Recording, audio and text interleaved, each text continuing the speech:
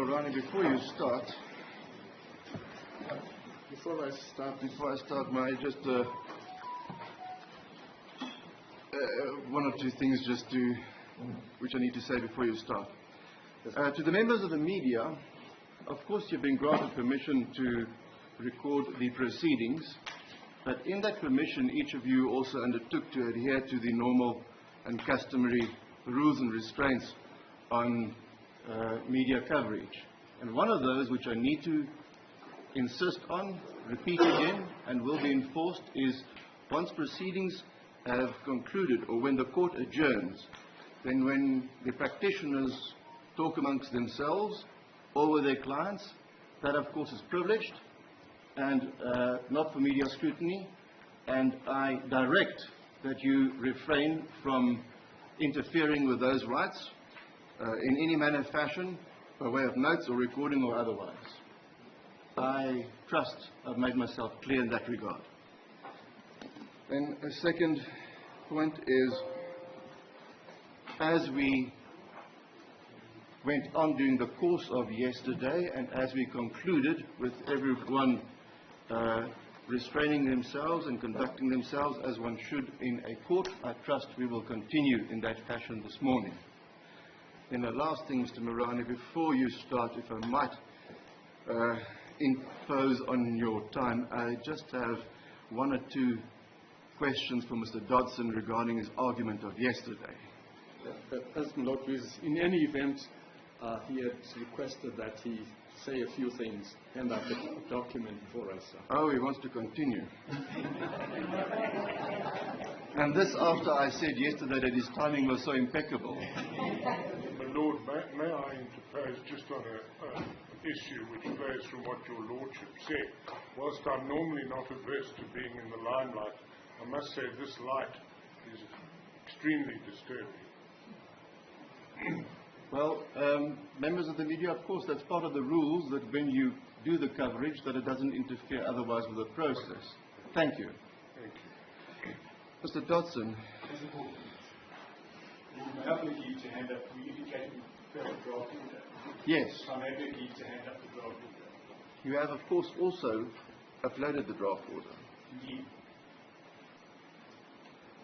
Otherwise, I just accumulate. You get a paper. I'm very happy to take it back. All right. Where shall I find it on case files? 72. 72. Perhaps I could just take your Lordship through it to indicate where its roots lie in the amended notice of motion. It might also address the question which I wanted to ask. If I may inquire with your Lordship has it on case file. Yes.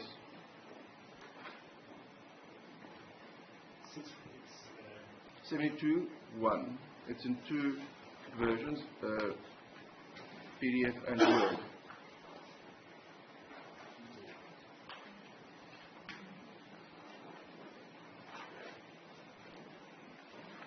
Yes, I have it. Lord, just to give your Lordship the roots, paragraph 1 has its origins in paragraph 4. 4 of the notice of motion. Yes. Paragraph 2 in paragraph 5 of the amended notice of motion. Paragraph 3 has its roots in paragraph 6 of the amended notice of motion. And then paragraph 4 is our main relief that has its origins in paragraph 10.1 yes. of the amended notice of motion. Then your Lordship will see from the last page that we are not persisting in the setting aside relief that was foreshadowed in our notice of intention to amend, or our notice that we bring an amendment application.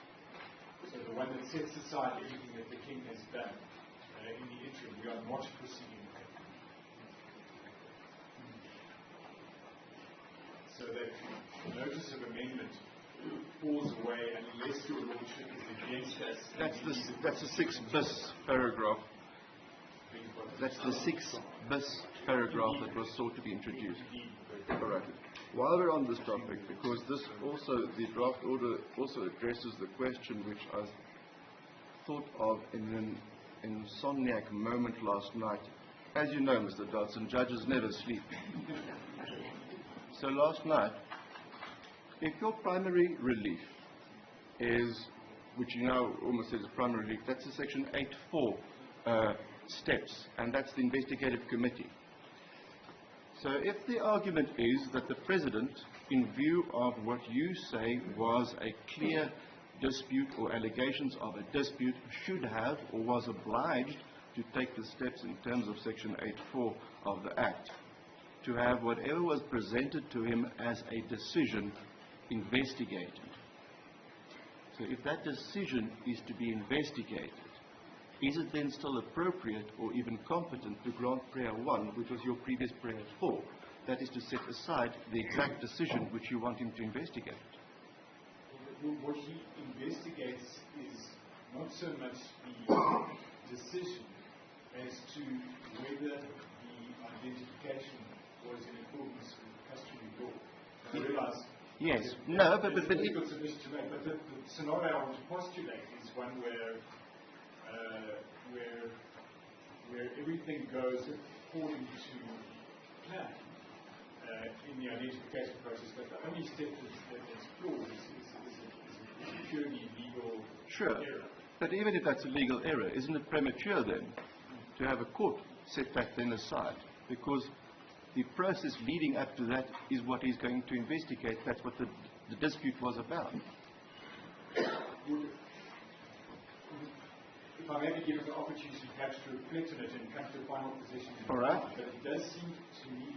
Because in logic it seems to me inappropriate. There's the identification decision.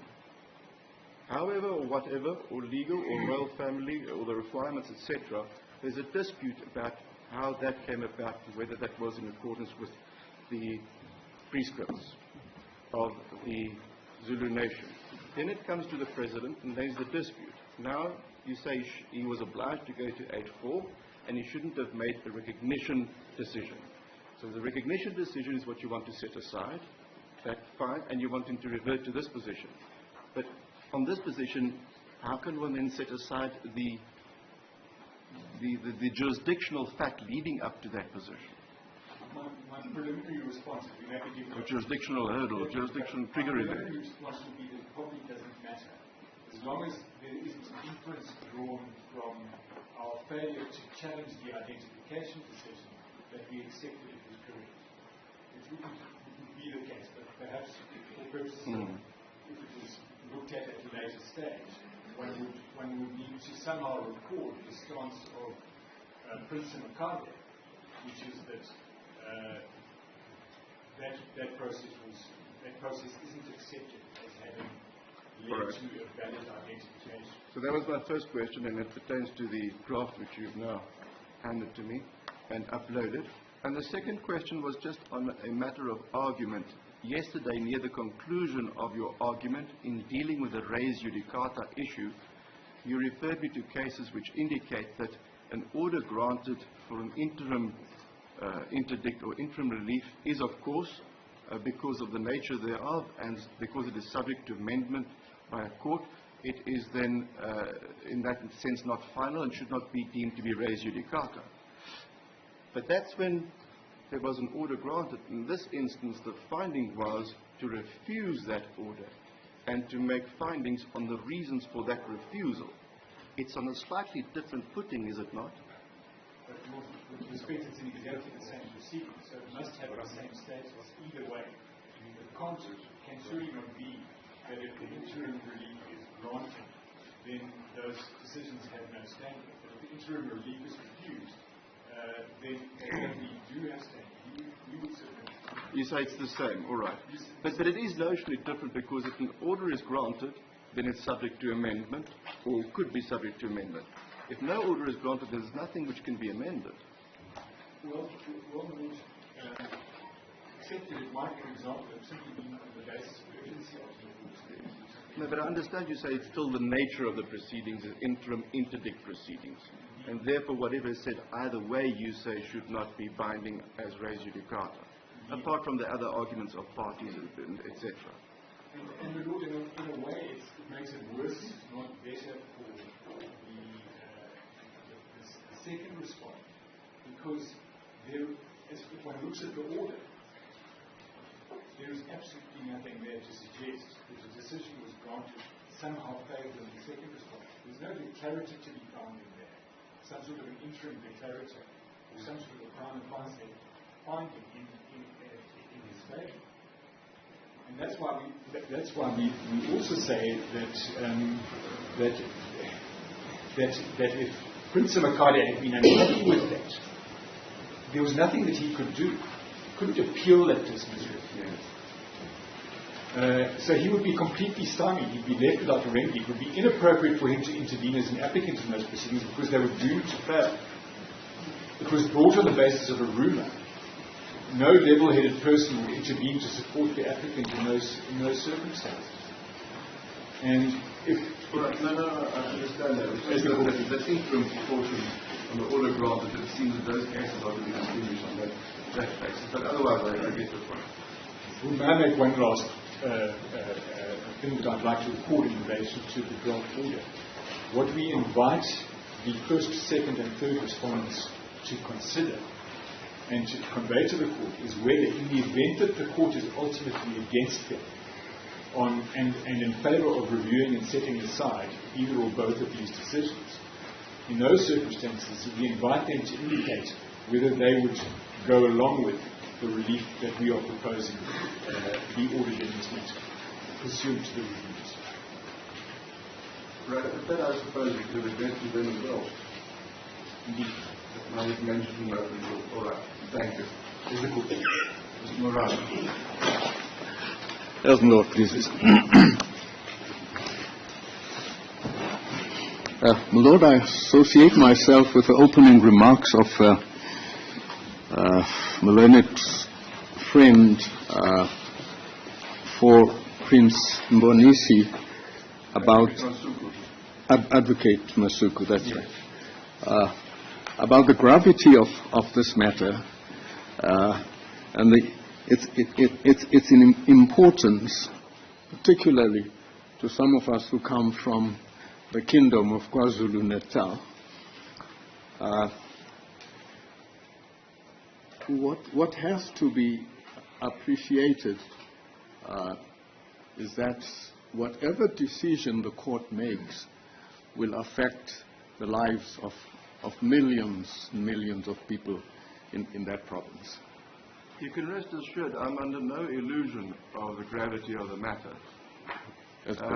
If I had been, then apart from the submissions made, the attendance at court also underlines that. Absolutely. Yes. Yes. Well, my Lord, in making submissions on behalf of the President and the Minister of Copter in both matters, will make the following submissions. Firstly, I'll provide an overview of the main opposing arguments of the President and the Minister. Secondly, I'll deal with the status of Madondo AJP's High Court judgments and order, and also the status of Prince Mangosuthu Buthelezi. And thirdly, I'll deal with the President and the Minister's defense of res judicata or issue stoppel and show how it is dispositive of the matter. And fourthly, I will deal with the merits of the applicant's grounds of review. And finally, I will deal with the appropriate remedy that this court ought to grant. There are obviously, Lord, certain submissions that pertain only to Prince Magade, and will identify those during my address. Now, the President and the Minister oppose the applications for the following main reasons. Firstly, we submit that there was a valid identification of the King-elect, King Mesuzulu, and a valid application in terms of Section 8(1)(a) Roman 1 and Roman 2 by the royal family before the President. And when I refer to these sections, my Lord, I'm referring to the Act, the Khoisan Act. Yes, yes. Yes. Secondly, we submit that there was no dispute lodged before the President in terms of Section 8, subsection 4 of the Acts. And there we underline in terms of that particular section. And thirdly, that the suspension of the late Isilo's will by Madondo AJP in respect of the applicant princess's matter, we submit has no bearing on the identification of the king-elect. And fourthly, that there was no obligation on the President to cause an investigation in terms of sections 8 sub 4 and sub 5 of the Act. We'll begin by dealing with the status of Justice Madondo's judgment and the implication it raises for the applicants. This is because, my Lord, should the court agree with our interpretation of that judgment, then the matter would be disposed of. Now, the applicants in their submissions contend that the President's recognition of King Msuzulu as king-elect was primarily based on three considerations. Firstly, the findings and order of Justice Madondo. Secondly, the representations made to the President by Prince Buthelezi. And thirdly, not through the identification by the royal family. Now, in respect of the judgment, the applicants also contend that it has no effect as it is subject to appeals in the Supreme Court of Appeal. We submit, Lord, that submission to a large extent is no longer valid, particularly if one has regard to annexures KM3, KM4, and KM5 to King Msuzulu's answering affidavit, to the effect that the Princess's application for leave to appeal before the Supreme Court of Appeal under case 2571 of 2021 has since lapsed and also was withdrawn by consent.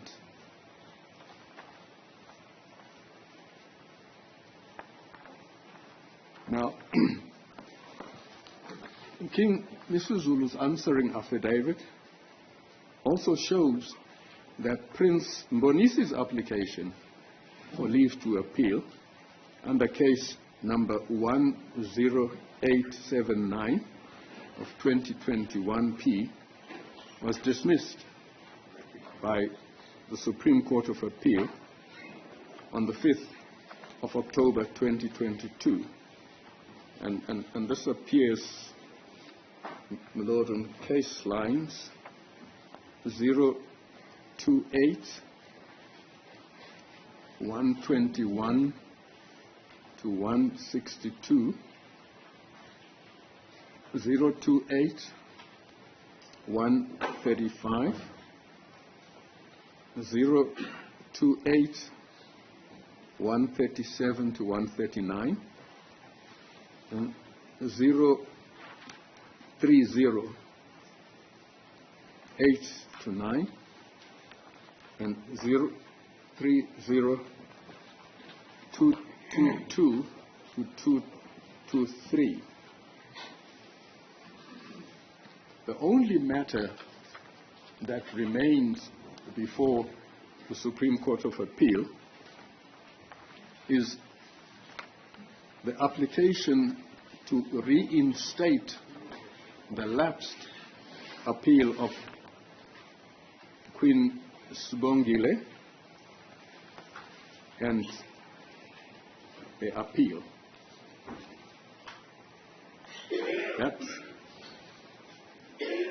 Those are the only matters we submit that remain before the Supreme Court of Appeal. But now, just to digress a bit, Lord, that appeal deals with essentially two matters. One matter is the judgment of Justice Madondo with regards to the claim by Queen Sibongile to half of the estate of the late Isilo. Yes. And also the terms of the will. And we submit that there's nothing to do with this case. And secondly, it also deals with an application for the recusal of Justice Madondo. That matter, Lord, we submit. You say that recusal is in any event linked to herself because... Absolutely. Yes, it's got nothing to do with the identification decision. Absolutely. Whether he married her or not has got nothing to do with his decision on the other. Absolutely, yes. Absolutely. So not married, they presided over the marriage. Yes, of marriage of one of the queens. Of one of the queens, yes. That is so. Yes. we submit that wouldn't oust a submission or a claim of res judicata and the finality of the judgments and orders of Justice Madondo with regards to the issues that are before your Lordship. Yes, because res judicata is linked to a cause of action. So this is a separate cause of action. Absolutely. And facts and law relating to specific issues. Yes. Now, to continue with my submission, the President agrees that he was guided by the judgment of Justice Madondo, where it was expressly found that the royal family had in fact identified Prince Misuzulu as a successful king-elect. We submit that there was no appeal against Justice Madondo's judgments and findings on this particular point in the SCA. And we submit that it remains valid. Now, it's common cause that the judgment of Justice Madondo was handed down on the 2nd of March 2022. And that the impugned decision by the President was taken on the 16th of March 2022. It's also common cause that the applicants in the Prince Mbonisi matter under case 10879, served and files a notice of application for leave to appeal in terms of Section 17 of the Superior Courts Act on the 17th of March. In other words, a day after the decision had been made, and that the applicant Queen only signed and filed her notice of application for leave to appeal under case 2571 of 2021P, that's the case number in the Pietermaritzburg High Court, on the 18th of March 2022. The references to these laws, I don't think it's necessary, but that's just for completeness' sake. The first one is 001 191 to 202, and the Queen's is 001 187. So we submit, my Lord, that at the time that the President took his decision on the 16th of March, Justice Madondo's order was in full effect and force. And we submit, and we shall continue to submit, that the President was entitled, if not obliged, to rely on the findings made therein.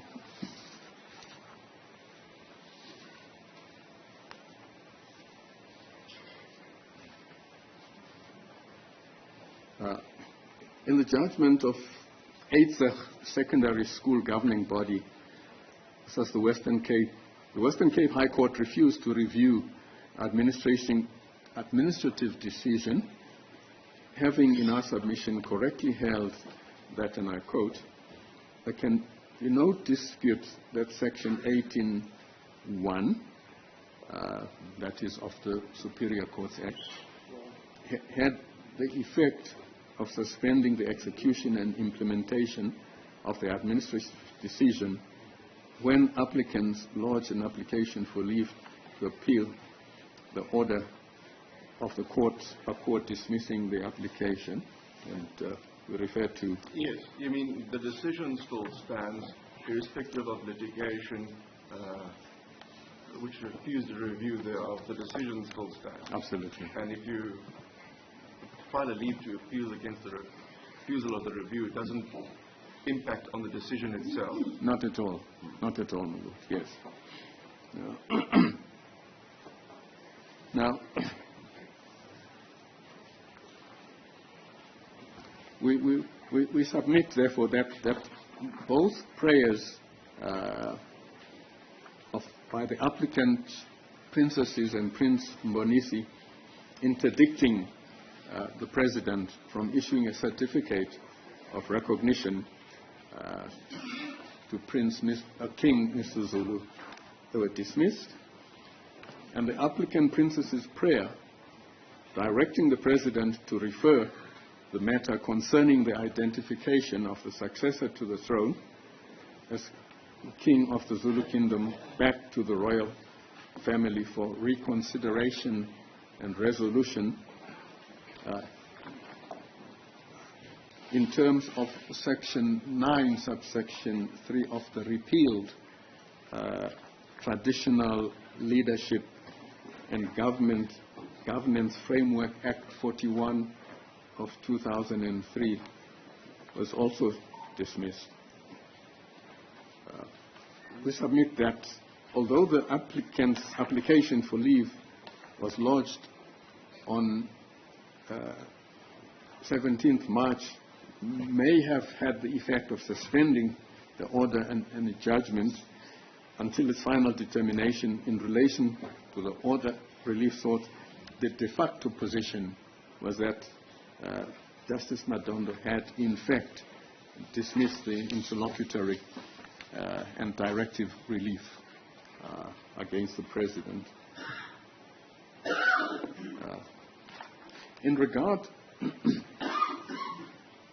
to the decision, the court's decision in the Koti case, we submit that it finds application.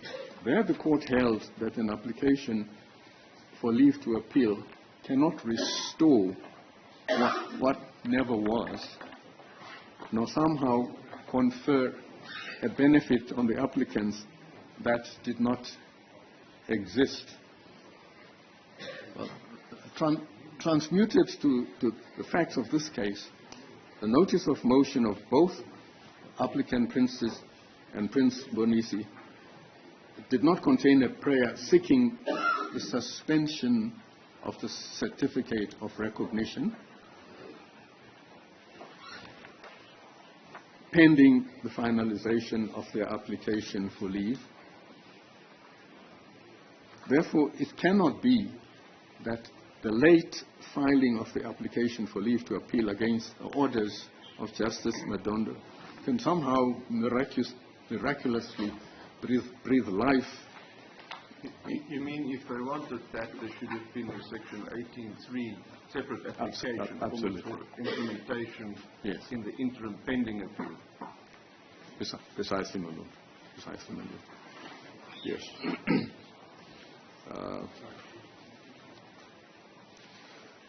Well, and we submit finally in this position that the correct approach is that found in the SCA case of Snow Delta, we refer to it in our heads, where it found that, and I quote, an order for the dismissal of a claim or application is not suspended pending an appeal simply because there's nothing that can operate or upon which execution can be levied.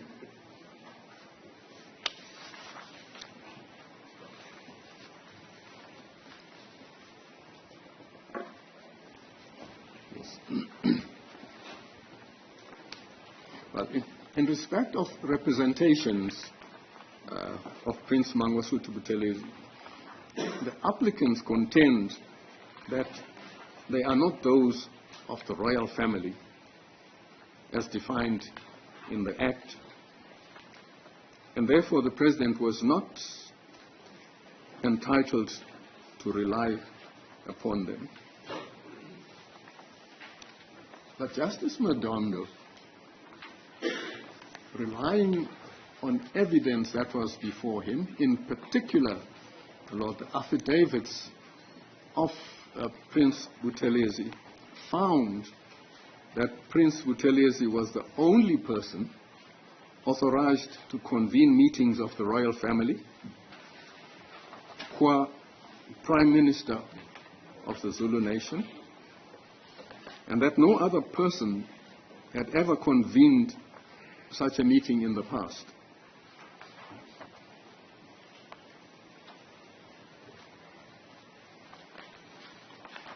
Therefore, given that the judgment and order of Justice Madondo was in full force and effect when the President took the impugned decision, it must follow, we submit, that the President was entitled to rely on the representations made by Prince Mangosuthu Buthelezi when the President issued the certificate of recognition on the 16th of March 2022.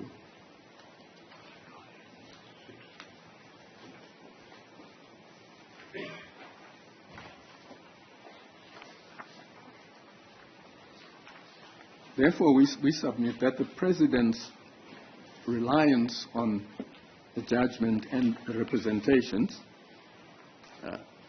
in taking the impugned decision to issue the certificate of recognition to Prince Misuzulu was valid. That's our submission. Well, in any event, we submit that in the light of the fact that Prince Mbonisi's applications for leave to appeal were dismissed and the appeals of the princesses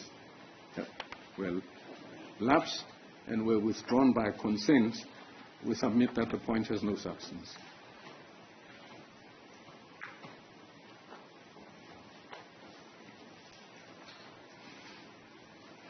Now, I go on to deal with the legal implications of the finality of Justice Madondo's judgment. As I've already submitted, my Lord, on the 5th of October 2022, the SCA dismissed Prince Mbonisi's petition, and on the 22nd of March 2023, the Supreme Court of Appeal sent a notice advising that the Princess's appeal had lapsed on account of failure to timeously file the heads.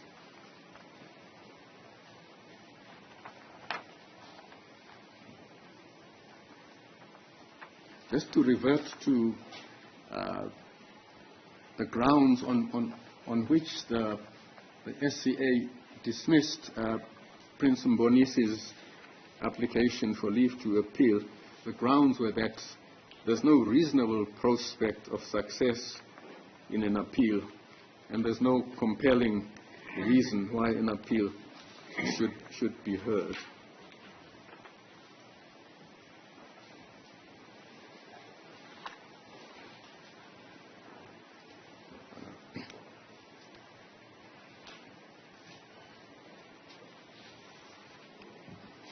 Lord, I have referred to the matter that is pending in the SCA, that is Queen Sibongile's. Yes. Now, the applicants have sought to file the heads of argument by the second respondent in that appeal, and this, Lord, is to be found in case lines 029, 78 to 120.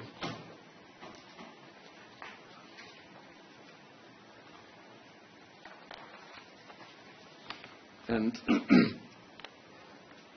the recusal issue is dealt with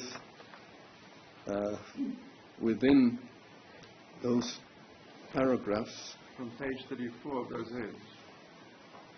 That is so. Paragraph 111 up to 114.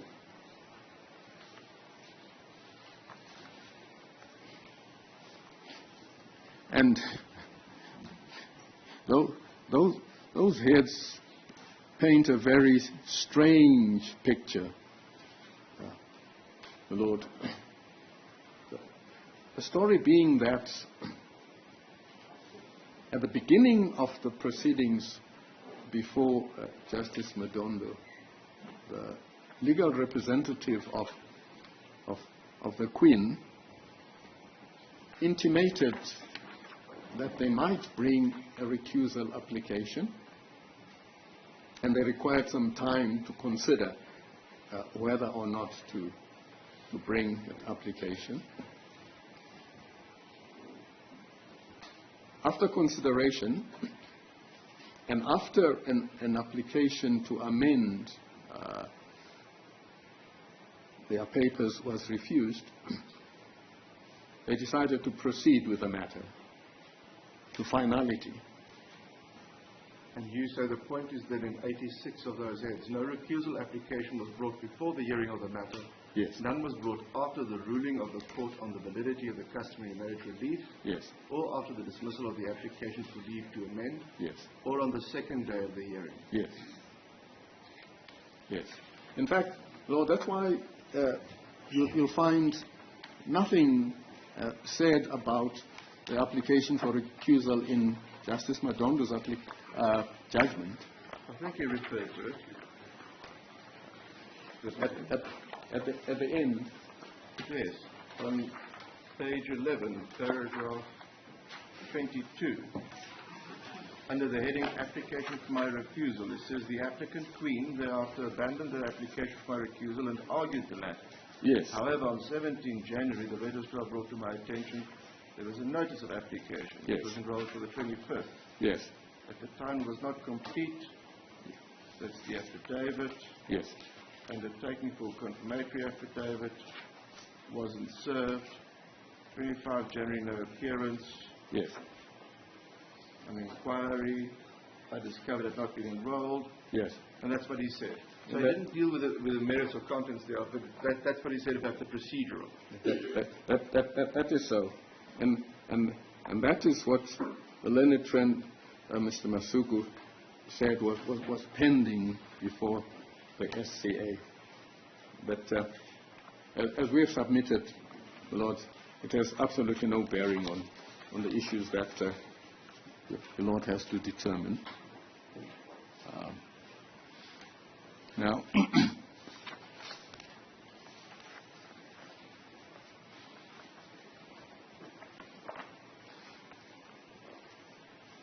You mean both procedurally and on the subject of it? yes, It was the presiding over a marriage of a queen issue. It wasn't related to the identification issue.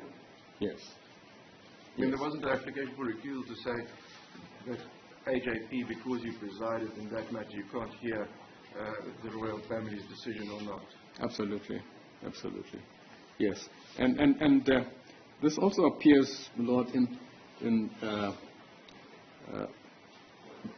the judgments in respect of the leave to appeal, application for leave to appeal, case lines 03069.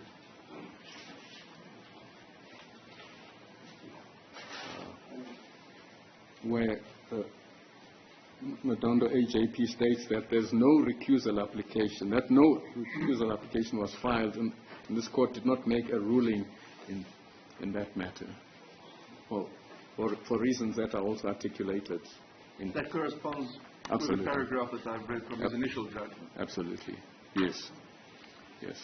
Now, now we submit, Lord, that all this conclusively means that Madondo's AJP's judgment is not the subject of any appeal. It has never been overturned, and we submit that it is final.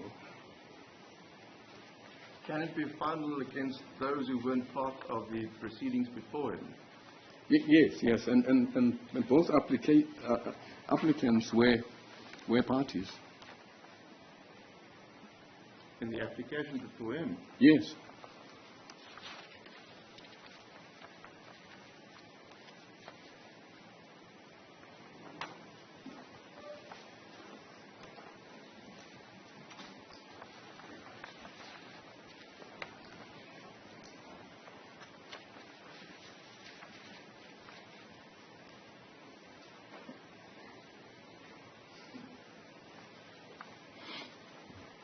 I see. Yes, ma'am. And we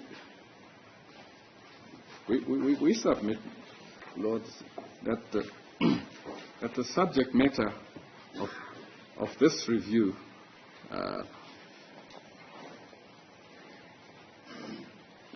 is res judicata. Alternatively, it is subject to issue estoppel. The question of succession to the throne was a discrete issue in the consolidated application before Justice Madondo. And the questions that he had to determine included, and I quote, whether Prince Msuzulu was legitimately and appropriately identified and nominated as successor to the late Isilo, and whether there was any dispute as to the Zulu kingship. Issues which are squarely before your Lordship.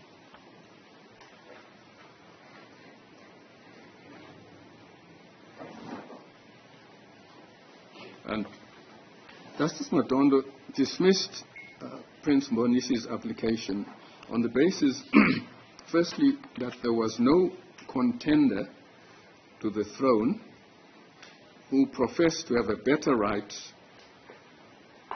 entitlement,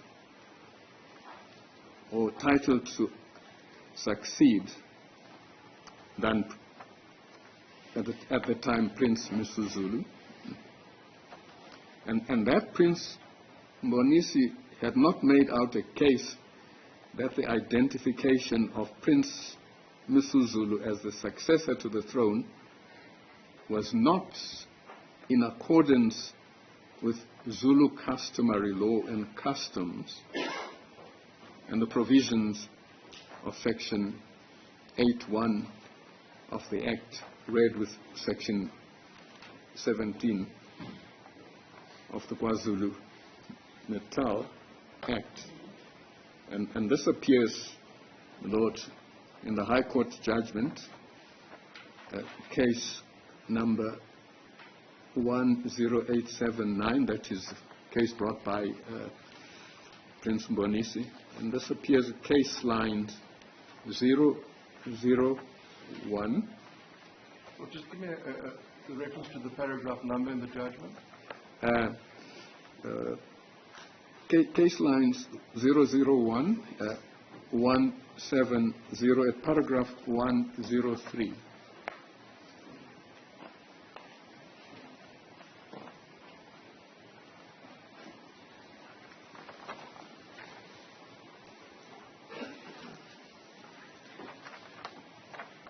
Yes. Yes.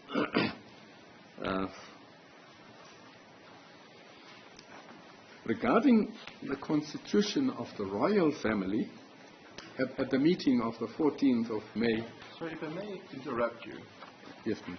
Is your argument then further on an extension of the res judicata issue, that if one were to have wanted to attack that finding in the paragraph you referred me to, yes, or the paragraphs in the application for, in the dismissal of the application for leave to appeal, yes, that's 2.11 and 2.12, yes, where it says the power to identify, nominate, to appoint lies with the royal family, there's no dispute.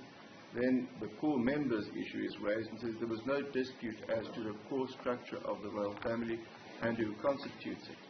Now, before me there was argument yesterday as a dispute as to that, and it was actually mentioned that that dispute might even be a long and not easily resolvable dispute, depending on how you structure the descendants or not. Is your argument on the res judicata that if one wanted to attack those findings, then those who should have been who was party to that proceeding should have taken that on appeal, and it can't be done otherwise? Well, actually, if one has regard to Prince Mbonisi's application for leave, that's exactly what he did, but his application was dismissed.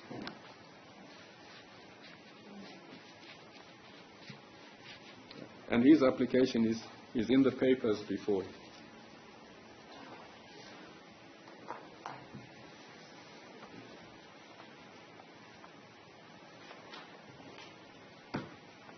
Yes.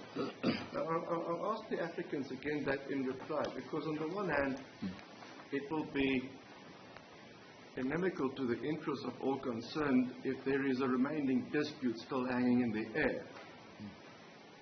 And finality, if finality had been reached by Madondo AJP, would resolve that dispute, not leave it hanging in the air. And if the argument is that if you did not want it to be final, the step should have been taken on appeal. Yes, in fact, as I say, Lord, there was an attempt to take a judgment and the findings on appeal.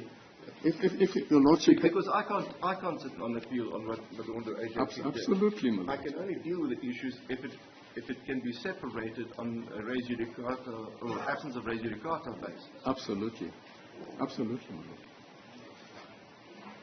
Lord. And that is our submission. In fact, we submit that there's a presumption that a judgment is correct. Well, that's the basis underlying res judicata. Absolutely, yes. And if one wishes to upset a judgment, then what one should do is to take it on appeal and have it overturned.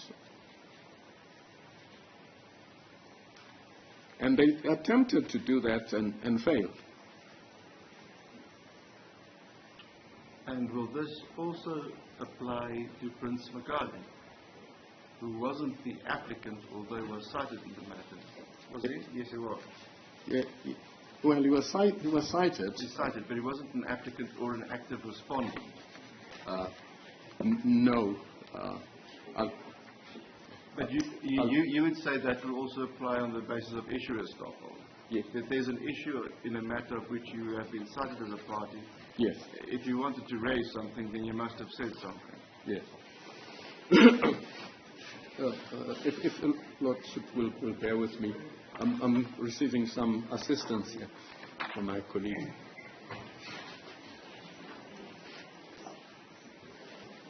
Yes. In case lines 020189,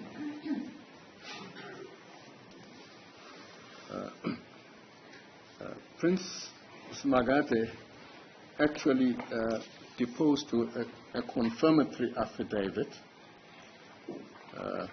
on the 20th of May 2021.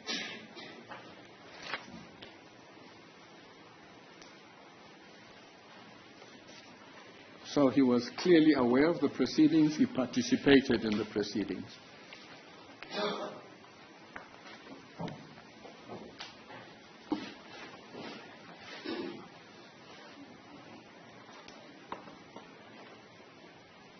Yes. May I proceed, Mulo? Yes, certainly. Thank you. Yes. Now, I was just about to say that regarding the constitution of the royal family at the meeting of the 14th of May 2021, Justice Madondo found that there had not been any genuine dispute as to the core structure of the royal family, and that a feeble assertion had been made that the royal family meeting was attended by persons who were not members of the Zulu royal family. He further... Yes, he dealt with that very briefly in his decision on the application for leave to appeal. He says, but it matters not. If there are extras, it doesn't invalidate if those who are entitled to make the decision are present. Precisely. As I understand his judgment. Yes, no, we submit, Lord, that is the proper way to understand his judgment. Yeah. And just to digress a bit, we are dealing here with a judge who is steeped in Zulu culture and custom. And we are dealing with Prince Mangosuthu Buthelezi, who was, according to all versions, the custodian of all that related to the customs. If one wanted to know what the custom is, one would have asked him in life then. That's how it was presented in his affidavit. Absolutely. And that was accepted by Justice Madondo. So, Lord, we have to be careful before we dismiss, firstly, what Prince Buthelezi said and what Justice Madondo found. Justice Madondo further found that applicant princesses and Prince Mbonisi had not made out a case, that some of the people who took the decision to identify and nominate Prince Msuzulu as the successor were not members of the Zulu royal family. Now, regarding whether there was a dispute to the kingship, Justice Madondo found that both Prince Mbonisi and the applicant princesses did not dispute the entitlement of Prince, as he was then, now King, Msuzulu, to succeed to the Zulu throne, and to quote, no such dispute was raised at the meeting or subsequently thereafter, and that it was common cause that there was no contender to the Zulu throne.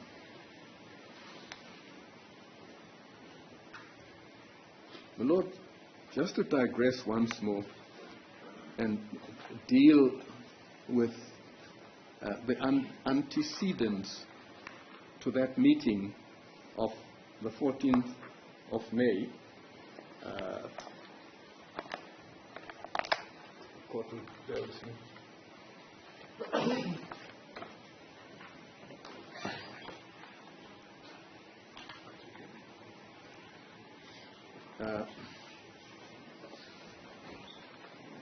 Lord, Is that the 7 May meeting? no, my Lord. This relates to a letter which was addressed to the Prime Minister, Ndunankulu and Prime Minister of KwaZulu, Mntwana wakwaPhindangene, Mangosuthu Buthelezi, and members of the royal family. Stated the 23rd of March, 2021, and it's found case line 042, page 251. It's a letter written and addressed to the persons I've mentioned by the late Queen Mandombi. It says, Your Excellencies, successor to His Majesty the King, the task that befalls me weighs heavily. I'm sorry, Mr. Morana, just give me that reference again, the one which you got. Yes, it's 042. In which application? Prince Magadi. I beg your pardon. Prince Magadi. Yes. Explain it. 042. 251. 251. Yes.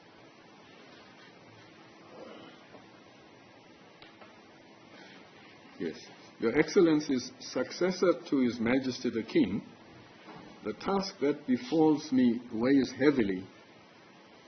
After the untimely demise of our King Isilo Samabandla Onke, King Goodwill Zwelithini, the need to fill up the position of the fallen king has arisen.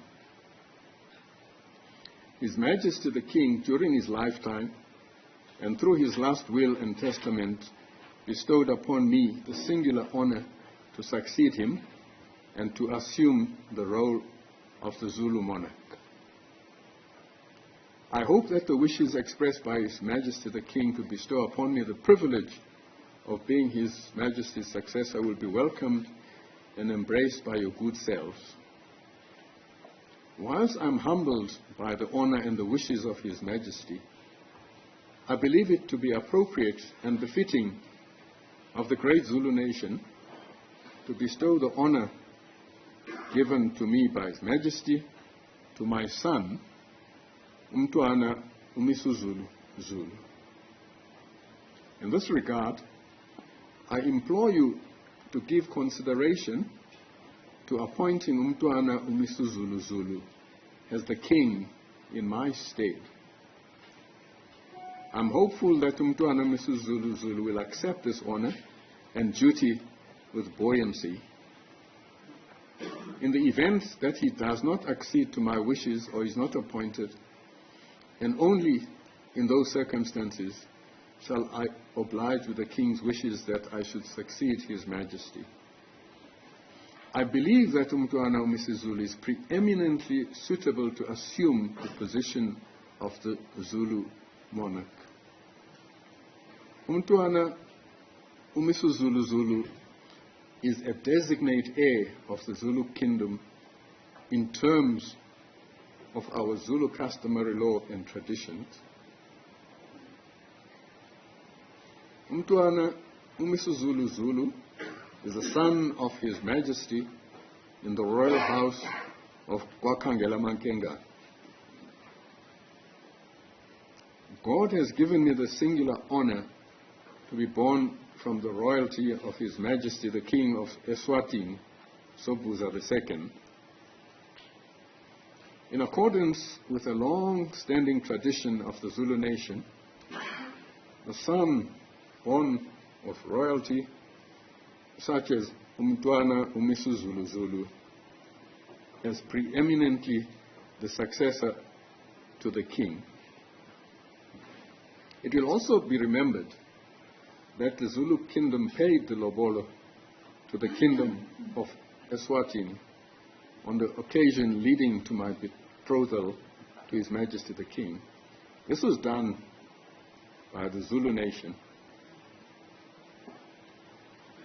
Again, and in accordance with Zulu customs and traditions, the first son born of my marriage to the king becomes the successor to the king. Umntwana uMisuzulu Zulu qualifies for the appointment as the king. He has no previous conviction. He is of sound mind. He has no disqualifying impediments which militate against his appointment as the king. I accordingly invite Your Excellencies to support my decision and identify Umntwana uMisuzulu as the person who should assume the position of the king of the Zulu nation. And it is signed by Queen Mantfombi Zulu of Khangela Mankengan Royal House. So much, my Lord, for submissions and allegations that there were no criteria when the decision was taken to identify King Misuzulu as king-elect. Yes, I think Mr. Dodson's argument was, but when the decision was put before the President, these factors did not, in terms of Section 8.1, form part of that decision, to say, here's a decision of the Royal House, and this is why the Royal Family, this is why the Royal Family came to this decision, or this identification. I think that was the primary thrust of the 8.1 argument. My Lord, I believe there was lots of documentation that was placed before. Sorry? There was lots of documentation which was placed before the President. The President? Yes. Yes.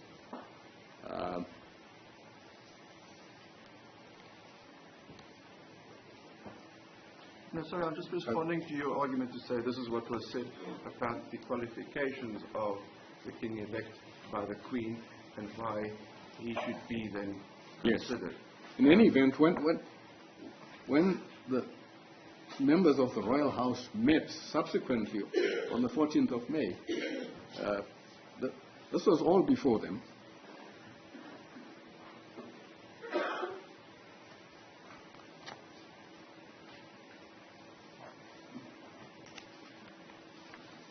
Yes.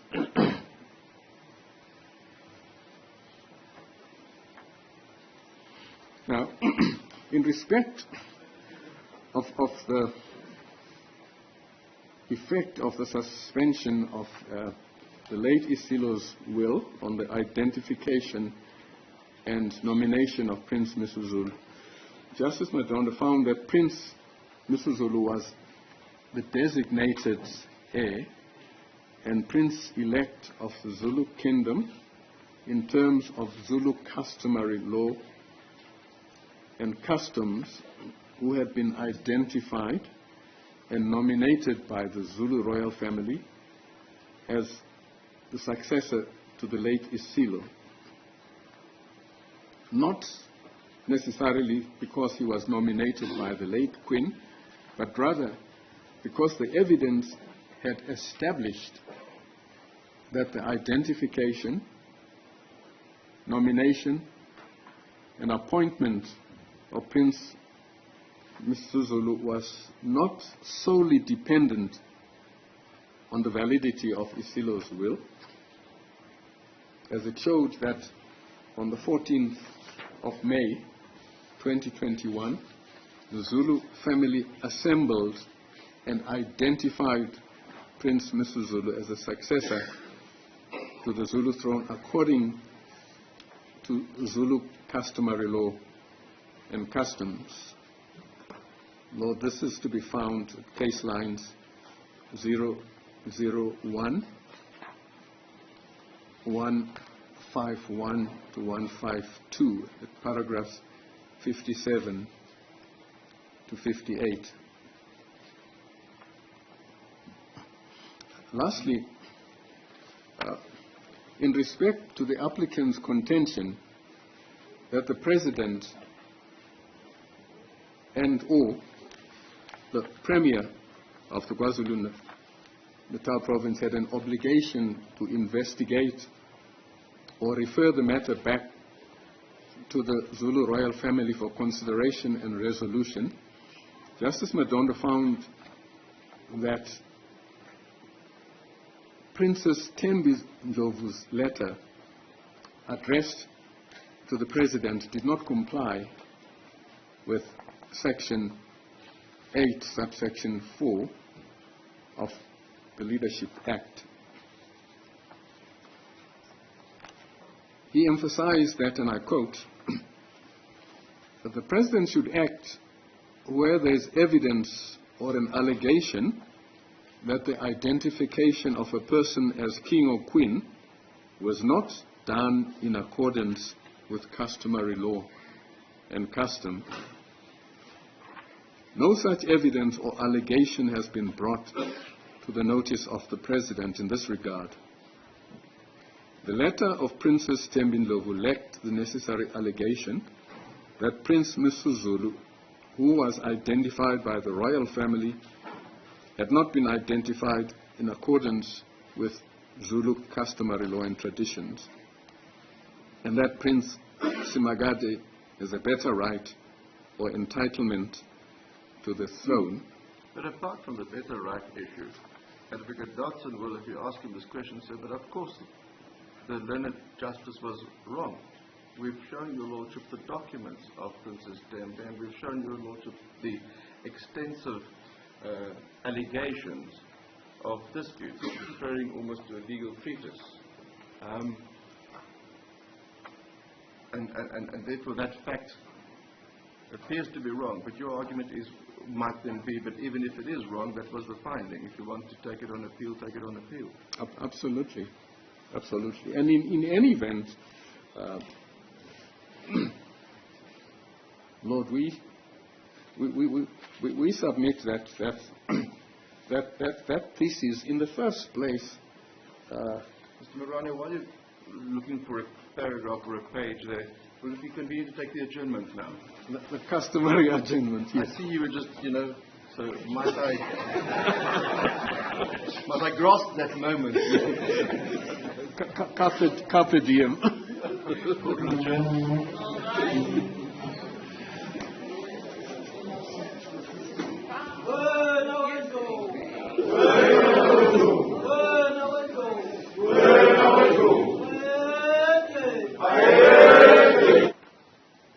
What happened?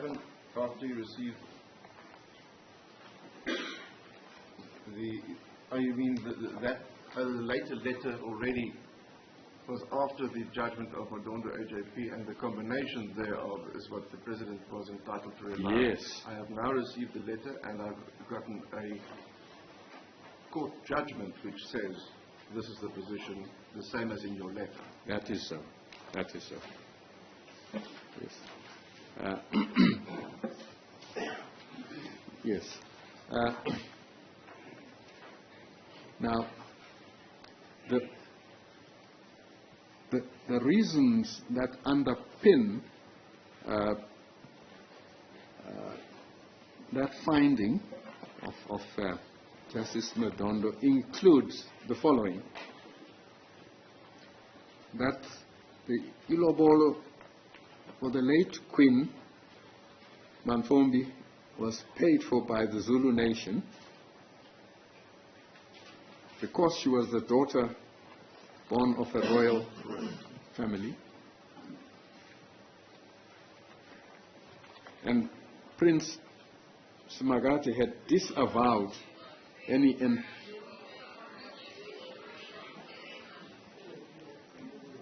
If that happens again, the person who causes it shall not be entitled to remain in the court.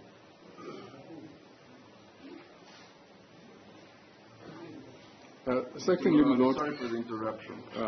My lord, please.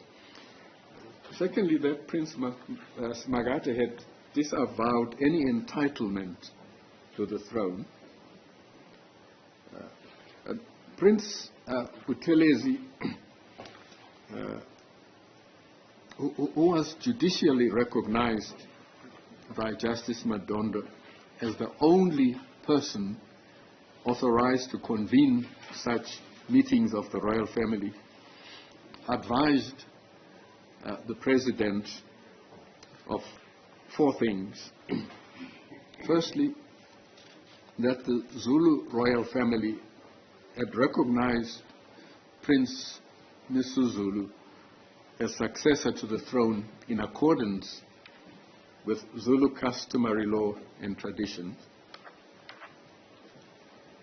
Secondly, that the recognition took place at the 14th of May 2021 meeting.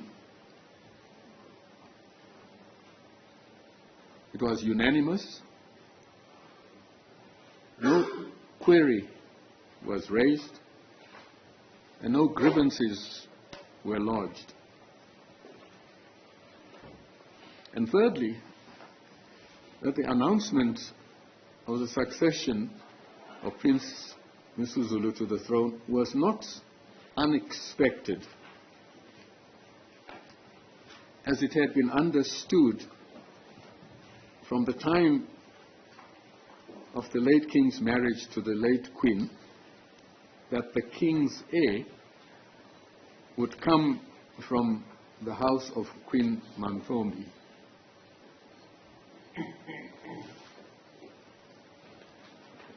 Lord, as far as that is concerned, it appears we are ad idem with Prince Simagate.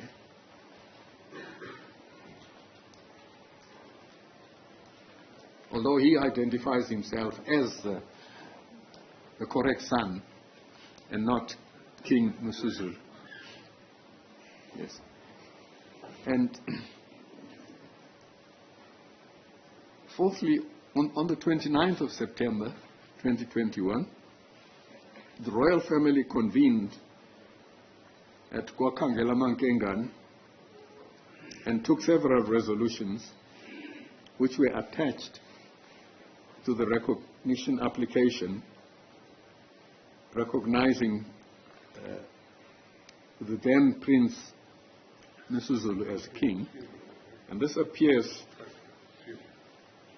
Lord, at case line 020198. That's part of the Rule 53 record. Because in accordance with the provisions of Section 3 sub 2A and B of the Act, the application for recognition must be accompanied by a resolution of each traditional council referred to in Section 1, subsection B of the Act. We submit that that requirement was complied with.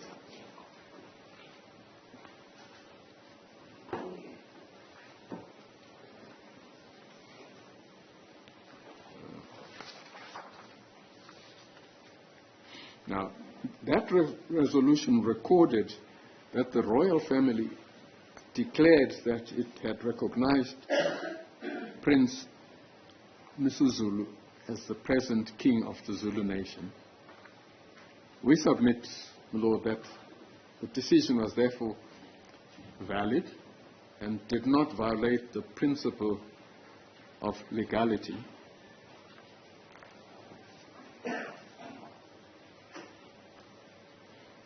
The applicants submit and allege that the President abdicated his power to the minister, in particular Prince Simagade.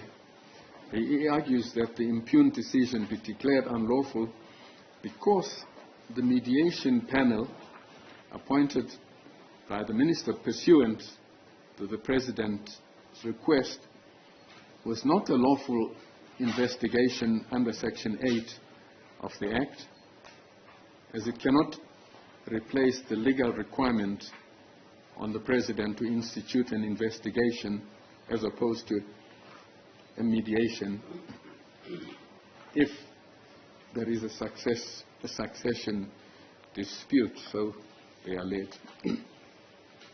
We submit that that contention is misplaced. The ad hoc mediation is not an investigation committee. Yes. It's not an 8-4 committee. Absolutely. Which is also part of the complaint. Yes. But the complaint, as I understand, goes further.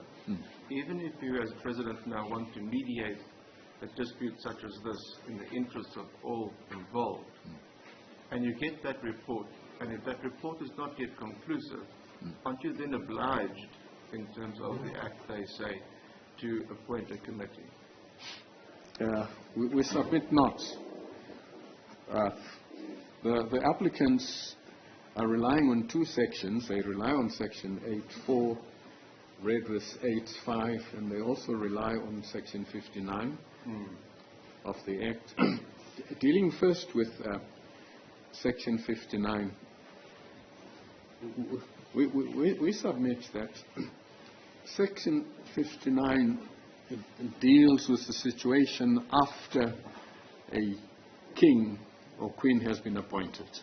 Then any dispute that arises thereafter has to be dealt with under Section 59. It appears to be so because it is of general application. Absolutely. And 8 deals with the first appointment and recognition.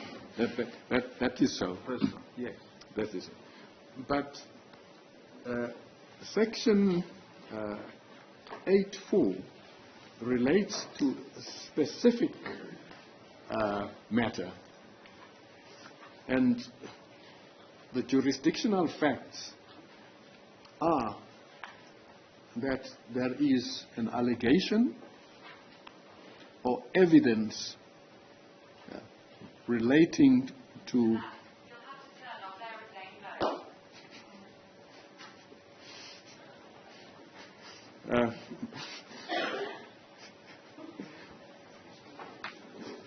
Lord, I suggest the attorney then takes the instruction and not just to turn off airplane mode, but to turn the phone off completely.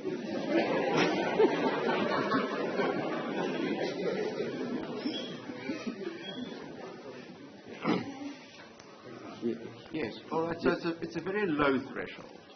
If we put aside the issue of evidence, it's a low threshold. If there is an allegation of a dispute, if someone comes to say, look, it wasn't the Corwell family, it wasn't a decision, there wasn't a nomination, it was purely an announcement by the late Prime Minister, it's an allegation of improcedural or outside the customs decision. So it's a low threshold, and then Mr. Dodson and Mr. Masuku said, and that's been met. With respect, we disagree. We disagree.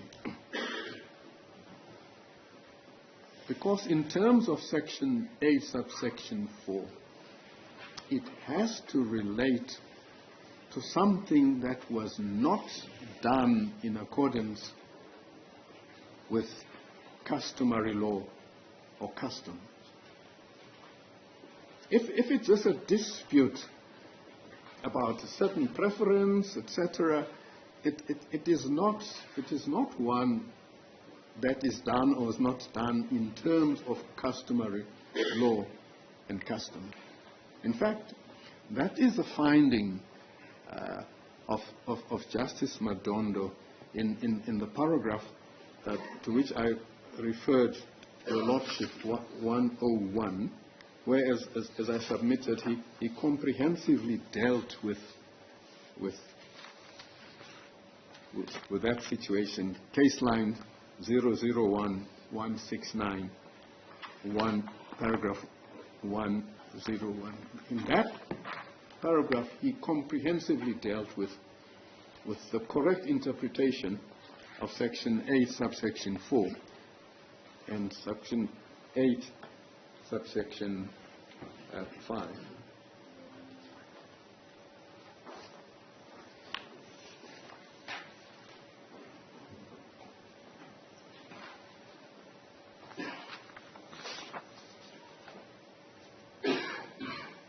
Is that what you say he found or meant when he said the letter that Princess Tembi and Ngobu addressed to the President stating that there was a disagreement in the Zulu royal family that who should succeed to the throne between Prince Msuzulu and Prince Kumkani did not comply with the provisions of Section 8.4? Precisely. If it's a preference issue, yes, it's outside the Act. Precisely, my Lord. It must be a dispute regarding the correctness of the customary law or the customs or the application thereof. Absolutely. Absolutely. That is our submission. And that is, we submit a jurisdictional fact for invoking those two provisions, 8 sub 4 and 8 sub 5.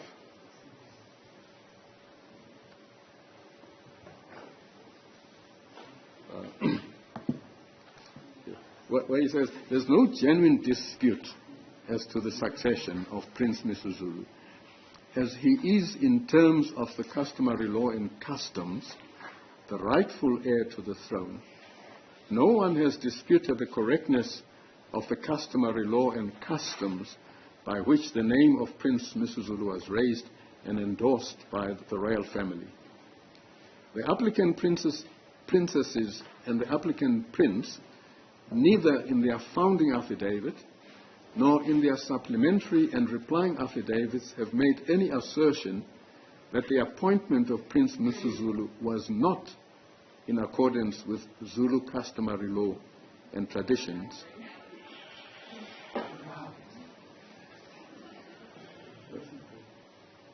The letter... Mr. Morani, let's just deal with this now once and for all. Will everyone who wants to attend the court switch their phones off? As almost with an airline, I give you now the opportunity to do so, before we take off the argument further. The interruptions are distracting both counsel and myself. It's improper, it's disrespectful to him and to the court. Mr. Morani, sorry, where were you? Yes, as Lord pleases. I said that the applicant princesses and the applicant prince, neither in their founding affidavit nor in their supplementary and replying affidavits, have made any assertion that the appointment of Prince Msuzulu was not in accordance with Zulu customary law and traditions.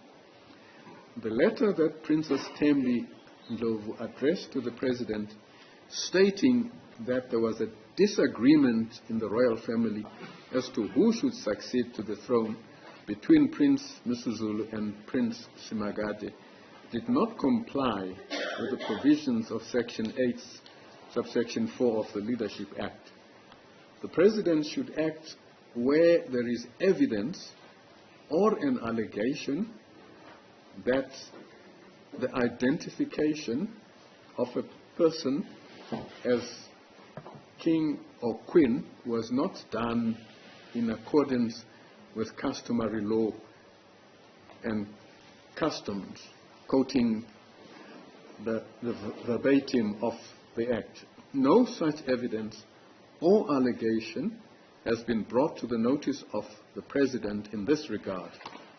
The letter of Princess Temindlovu lacked the necessary allegation that Prince Misuzulu, who was identified by the royal family, had not been identified in accordance with Zulu customary law and traditions, and that Prince Magade has a better right or entitlement to succeed to the throne. More so, it is common cause that Prince Magade declined the nomination. As a result, he is not a contender. Even if he purported to accept the nomination, he could not have legitimately been identified, as he does not qualify in terms of Zulu customary law and customs. Prince Magade's purported identification was accordingly doomed.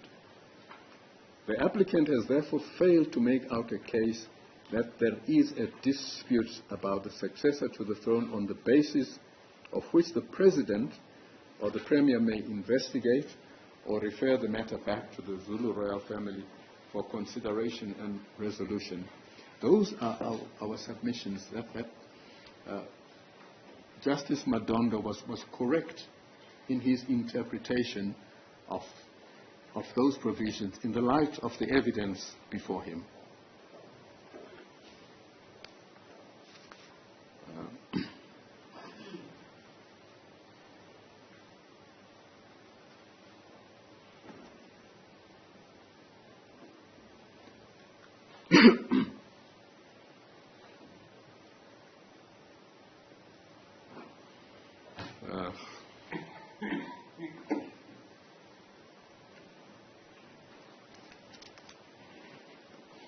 There are also other references, Lord, case lines 029,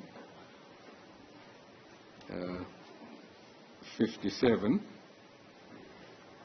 Those are paragraph 176 and 179 of the President and Minister's answering affidavit. The conclusion of that submission, of these submissions, my Lord, is that the President did not abdicate his power to the Minister. Now, I'll move on to the next heading, which I've effectively dealt with. The heading, Lord, being that there was no dispute lodged before the President in terms of Section 8.4 of the Act. Yes, you've actually now addressed this by way of Judge Madondo's judgment. Absolutely. Yes. I don't need to belabor the point. I don't need to repeat it.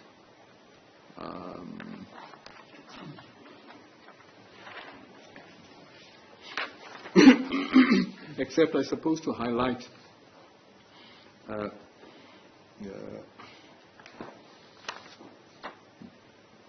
my Lord, a number of factors on which the President relied arising from Justice Madondo's finding. Firstly, that Prince Mbonisi had failed to make out a case that there was a dispute about the successor to the throne, on the basis of which either the President or the Premier could investigate or refer the matter to the royal family for reconsideration. And that, secondly, both Princess Mbonisi and the applicant princesses did not dispute Prince Misuzulu's entitled to succeed to the Zulu throne, and no such dispute was raised at the meeting or subsequently thereafter, and that it was common cause that there was no contender, to the Zulu Throne. This is case lines 01628 and paragraph 55 of our heads of argument.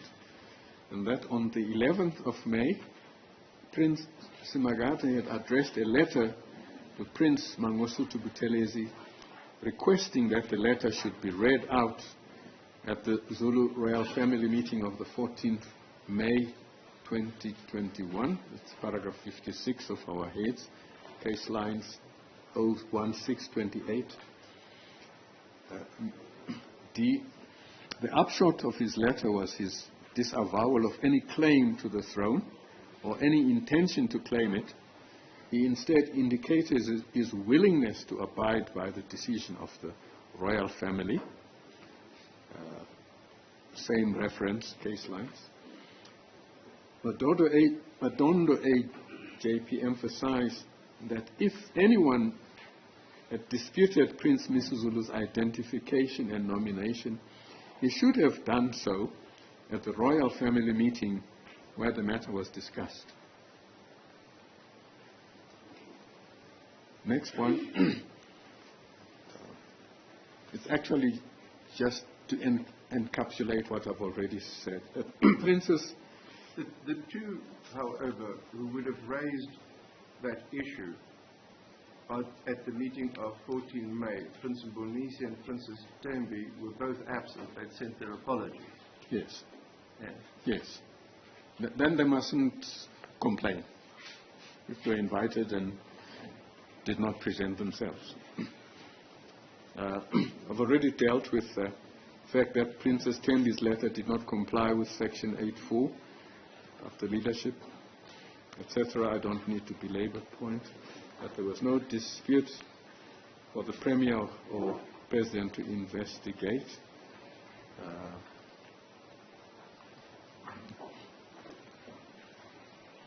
Just a reference to case lines 01643.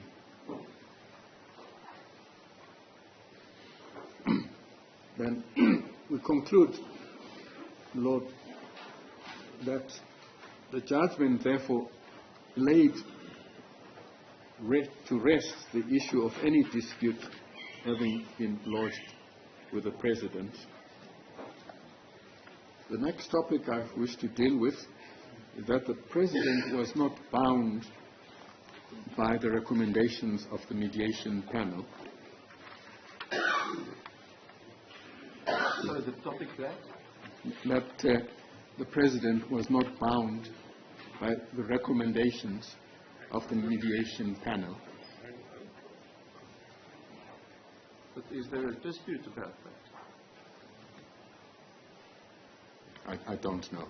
But just for completeness sake, my Lord, in case somebody in reply says there's a dispute. But he can't be bound. Of course. It was firstly a mediation panel, and at best it was an extension of his letter to the minister to ask for it to be advised. That is so. But of course he is free to use or ignore the advice. Absolutely. Absolutely. Yes, but I think Prince Magade... in fact, in terms of the structure of the Act, even if there had been a committee, in terms of 8.4, he would still not necessarily have been bound. He must just have been very circumspect in producing reasons why he did not follow such a recommendation if there had been one. Yes. Yes. The only reason why we I'm raising this, Lord, is that it is actually disputed by Prince Simagade, who submits that the decision by the President was unlawful because, without reason, he failed to follow the recommendation of the mediation panel that no decision to recognize Prince Misuzulu be taken pending a full investigation into the heir to the Zulu throne.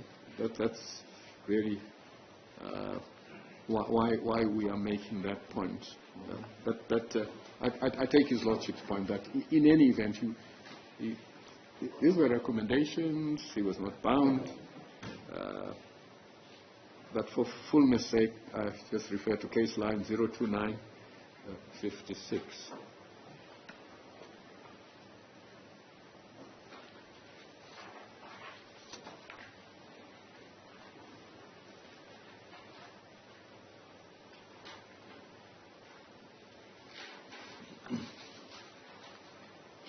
The next topic I'm dealing with, Lord, is that Prince Makate was not entitled to a hearing prior to the impugned decision.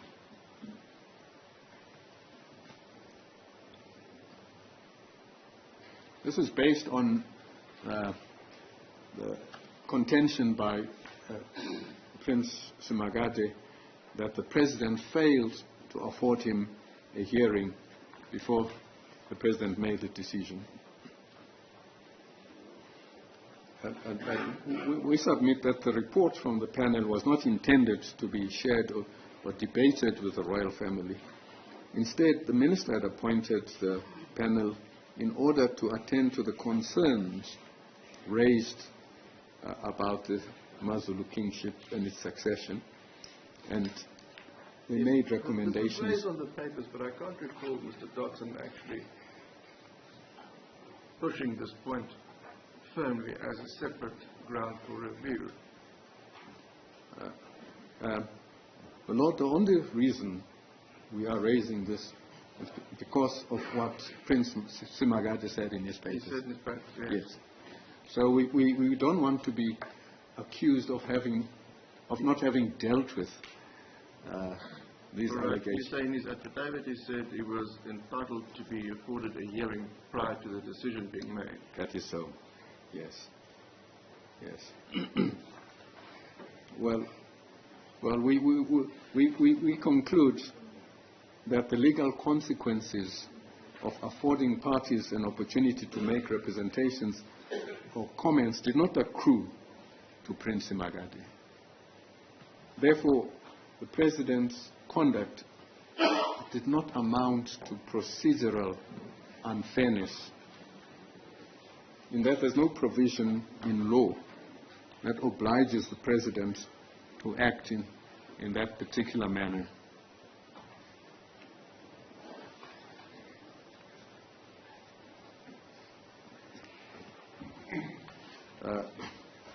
Briefly, the next heading, Lord, which I don't need to belabor, is that the suspension of the late Isilo's will has no bearing on the identification and nomination of King Msuzulu. As I say, I don't need to belabor that, except to record that Justice Madondo stated that Prince Msuzulu was, quote, the designated heir and prince-elect of the Zulu kingdom in terms of Zulu customary law and customs, who had been identified and nominated by the Zulu royal family as a successor to the late Isilo, not because he was nominated by the late Queen, but rather because the royal family had identified and nominated him at the royal family meeting to be the successor to the Zulu throne, and no dispute had arisen in that regard. The next topic, my Lord, is I'm dealing with... At best, the late Isulu's will and the validity thereof might impact on the late Queen's appointment or not, and then whether she was a successor or then later only in the meeting found to have been appointed as a regent because the will was contested. But there's no reliance by Madondo AJP on the contested will as conferring a delegation to nominate. No.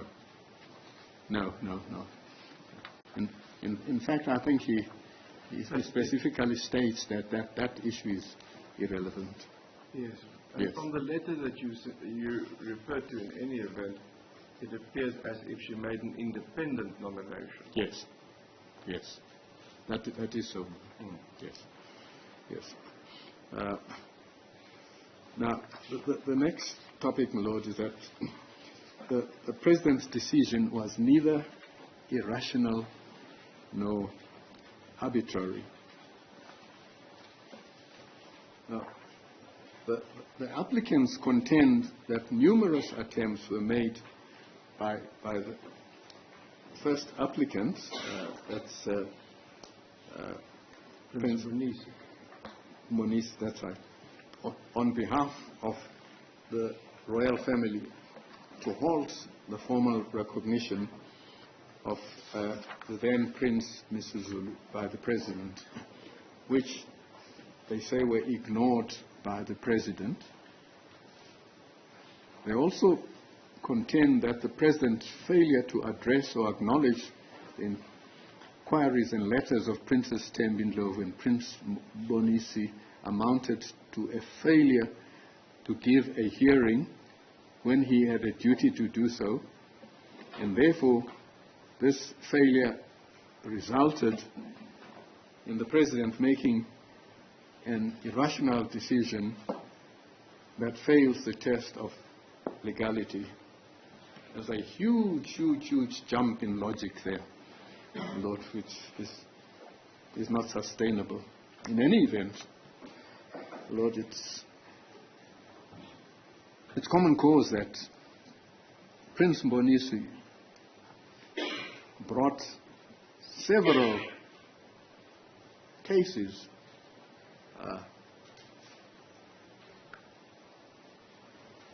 which he lost, all of them without exception. Even when he tried to appeal to the Supreme Court of Appeal.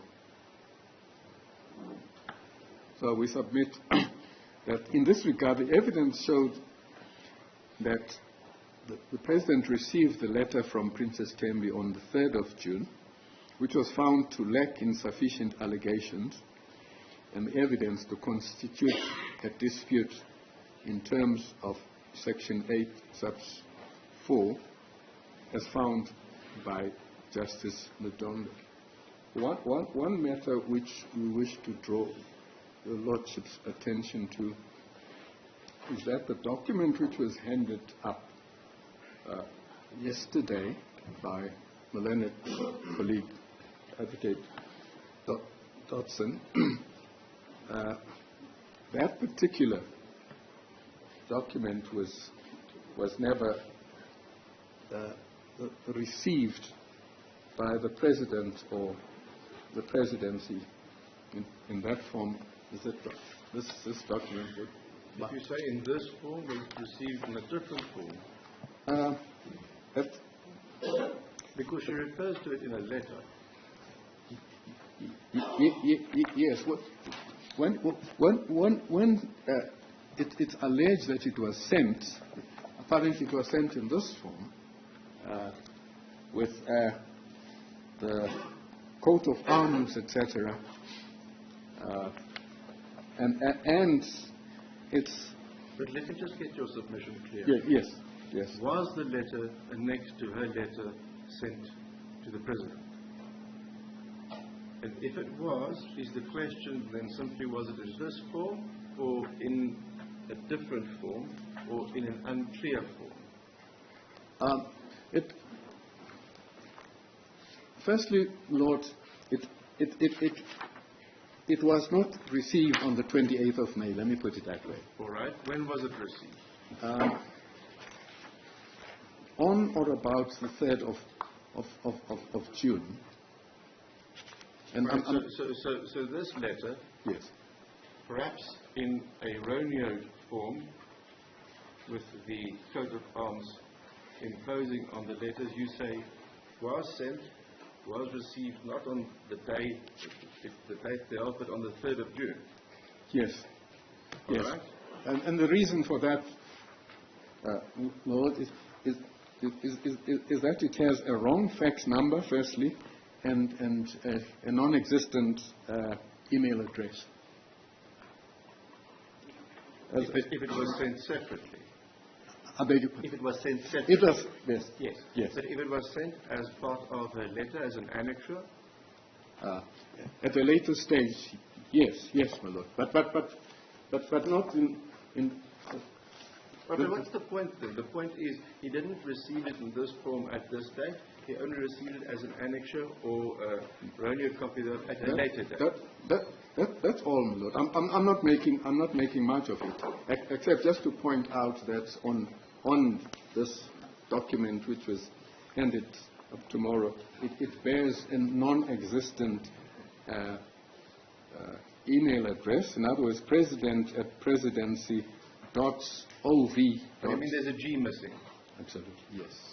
So, but all one knows is there's a G missing on this document. It might then be, if it's been sent to the missing G email address, it might not have been received. But my question was that if it was received later, then what's the point of that? No. I'm not making anything of this. I'm just correcting something minor, my lord. It's not major, and as I say, we are not really relying on that. Yes. All right, but if you're not relying on that, then Mr. Dodson says, but once you receive this extensive document, yes, a substantial portion of it deals with the will, but then later thereof, it refers to the identification decision. And as I understood his argument to say that this at least then qualifies as an allegation threshold in triggering Section 8 sub 4. Lord, it might be an allegation, but it is not an allegation relating to what was not done in terms of customary law. So you say even if this was then incorrectly sent on the 28th of May, but was then later eventually received by the President on the 3rd of June. Yes. Even if one has regard to the totality of this document, you say the comment still stands as you say, Justice Madondo found, this does not elevate the allegations to that qualifying for Section 8.4. Absolutely, my It lord. does not impugn the process in terms of the customs. Yes. Yes,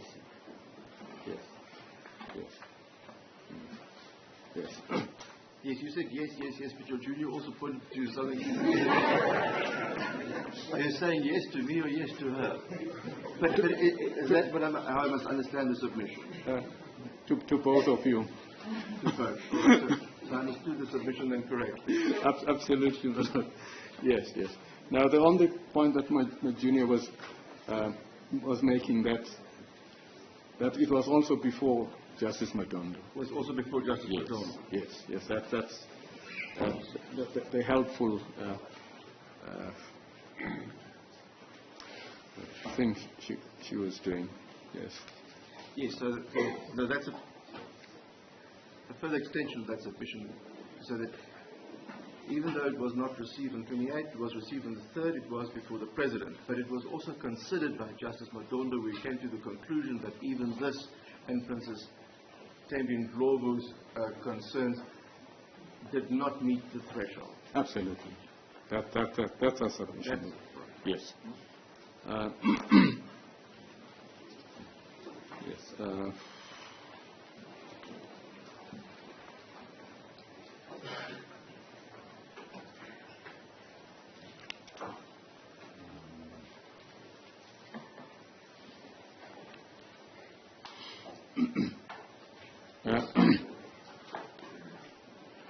Lord, even momentarily putting aside the judgment of Justice Madondo, the President on the 16th of August 2021, subsequent to having received correspondence from various members of the royal family, directed the minister to attend to the matter and advise him on his concerns surrounding the nomination.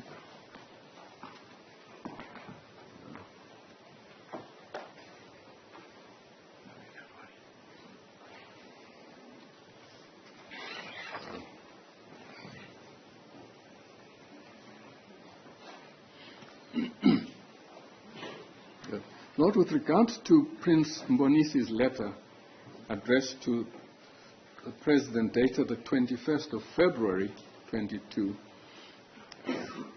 it must be noted that this was received 3 days after the Minister had advised the President to firstly wait for the court cases to conclude before proceeding with any other action. And the advice also was that what needs to be done will be much clearer after the judges have pronounced on the issues challenged. In other words, what the panel and the Minister advised was that these issues will be much, much clearer after there's a judgment by the court. And this is to be found, my Lord, in case lines 026, 46.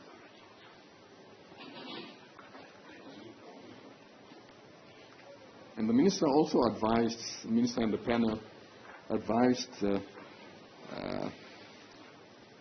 President to closely monitor the judgment on the interdict against Prince Buthelezi and the King-elect from purporting to have a king in place in the midst of contestation and dispute challenged by the backers of another nominee. And thirdly, first investigate through a legally formed investigation team before recognizing any person. Well, with regards to Prince Mbonisi's letter dated the 9th of March, notwithstanding that it was received subsequent to the handing down of Justice Madondo's judgment, we highlight that that letter specifically advised that, and I quote, for as long as there are legal proceedings over the validity of the meeting of the 14th of May 2021 and the selection or identification of Prince Msuzulu Kazwelithini Zulu, the President should not endorse any application and submissions made to him by anyone in terms of Section 81A, Roman 2 of the Act for the recognition of a person as King of the Zulu Kingdom. Well, the judgment and orders of Justice Madondo make it clear that after the 2nd of March,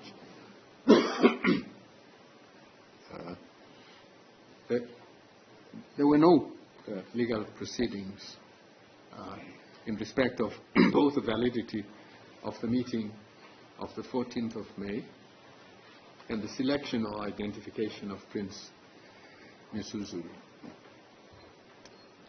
He was therefore at liberty to endorse the application and submission made in terms of the statute by Prince Mangosuthu on behalf of the royal family on the 12th of March. The President's decision was therefore based on Justice Madondo's findings that the royal family, at a meeting on the 14th of May 2021, had identified then Prince Msuzulu as the successor to the royal throne. Secondly, that in accordance with Zulu custom and traditions, the customary law, and that there was no genuine dispute as to the succession of Prince Msuzulu, as he was the rightful heir to the throne in terms of customary law. And that appears in the President and Minister's answering affidavit, case lines 006, 85.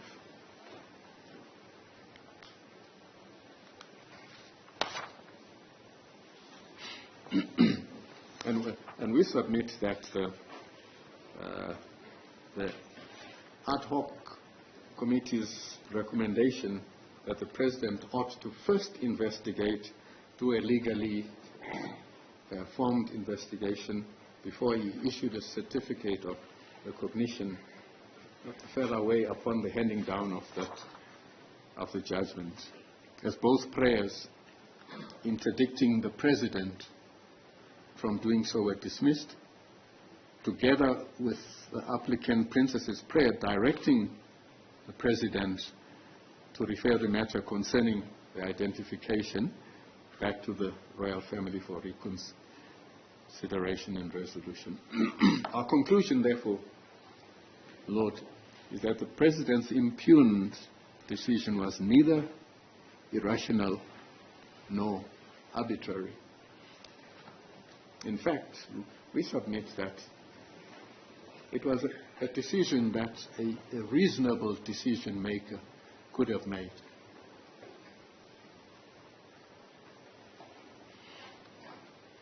Our final topic, Lord, is that the President did not fail to apply his mind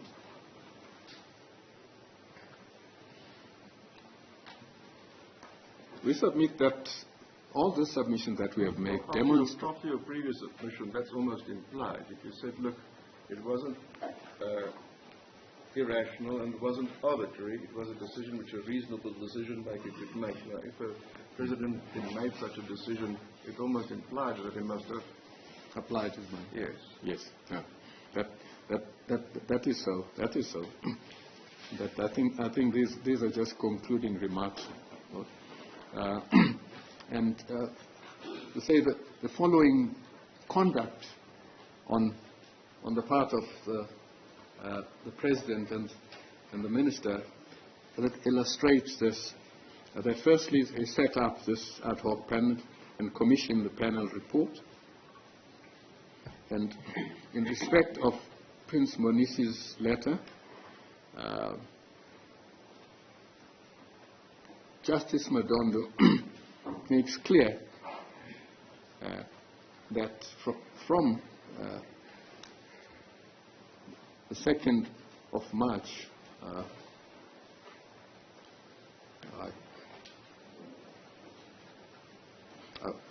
I withdraw that submission. I've already made it. That you probably want to say something about costs.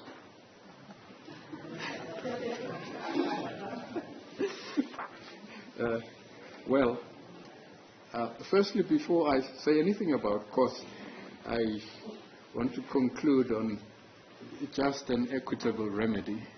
All right. Well, let's debate that then, because Mr. Dodson also said that the respondents should address the issue. What if this court were to find that the judgment of AJP Madondo was not res judicata, and what if there is then an order setting aside the recognition decision? What should the consequence there be? And that's the remittal in paragraph 4 of their draft order, so that the section 8.4 process can be followed. Do you have a copy of the draft? Yes, sir.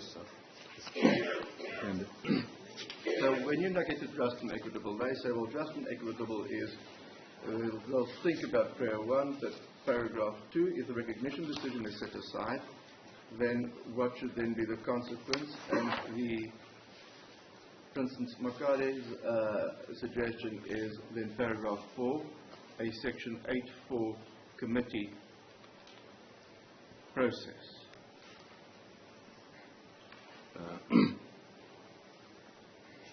Yes. Lord, we obviously have not applied our minds to this draft order.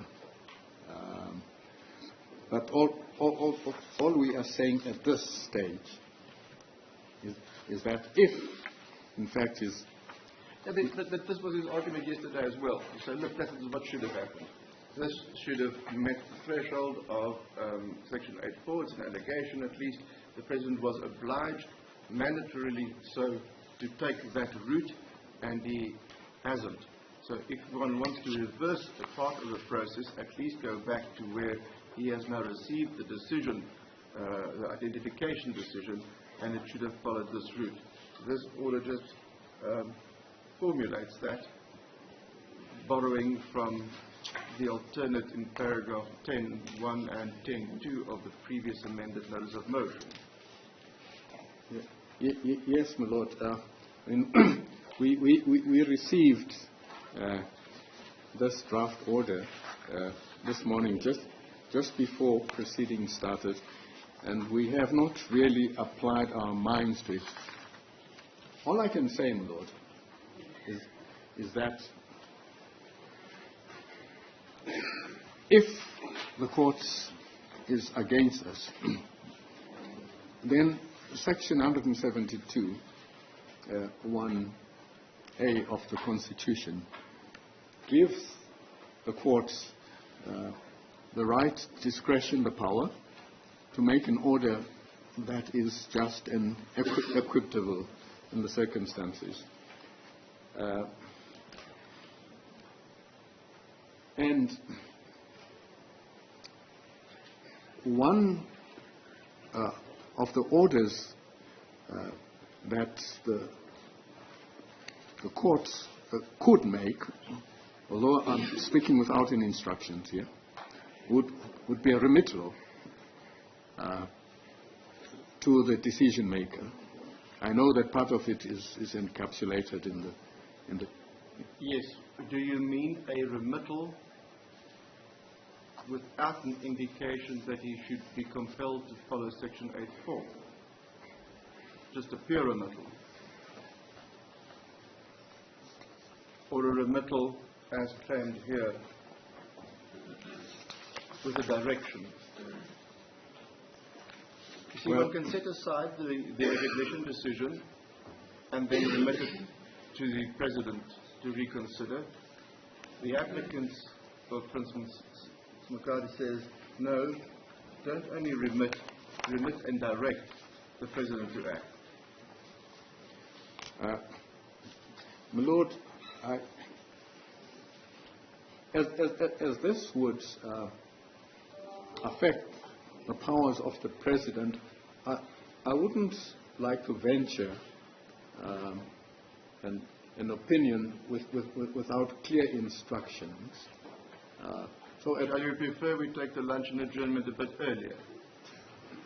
No, it is 22:1.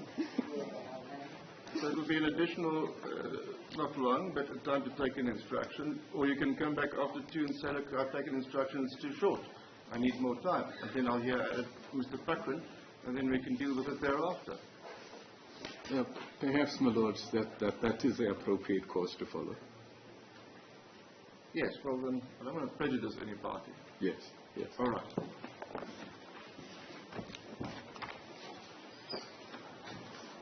On that note then, court adjourned.